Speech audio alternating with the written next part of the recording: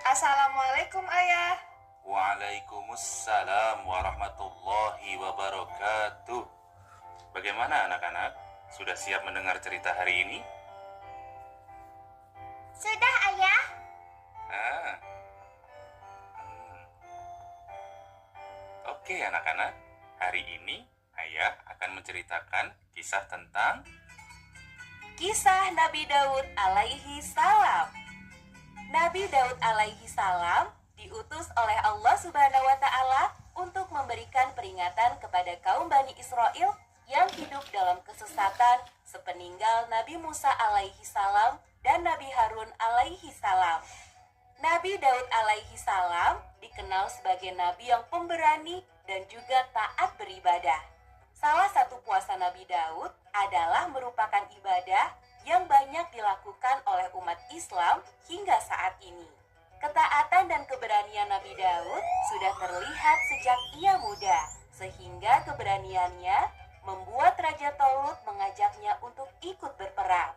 Mereka berperang melawan Raja Jalut dan juga pasukannya yang berjumlah lebih banyak.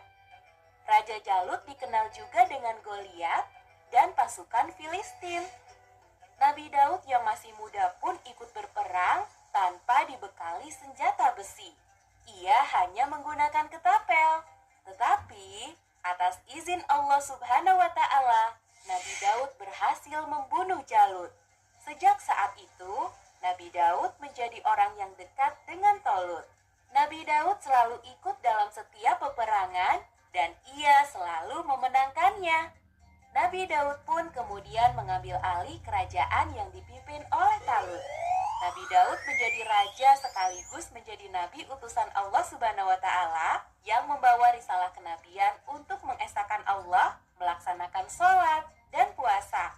Allah Subhanahu wa taala memberikan Nabi Daud sebuah kitab pedoman, yaitu kitab Zabur, yang menjadi salah satu kitab yang wajib kita imani sebagai seorang muslim. Dalam beberapa riwayat disebutkan, kerajaan Nabi Daud merupakan yang paling kuat di dunia. Kerajaan Nabi Daud bahkan dijaga oleh 40.000 pasukan. Nabi Daud juga diberikan sejumlah mukjizat.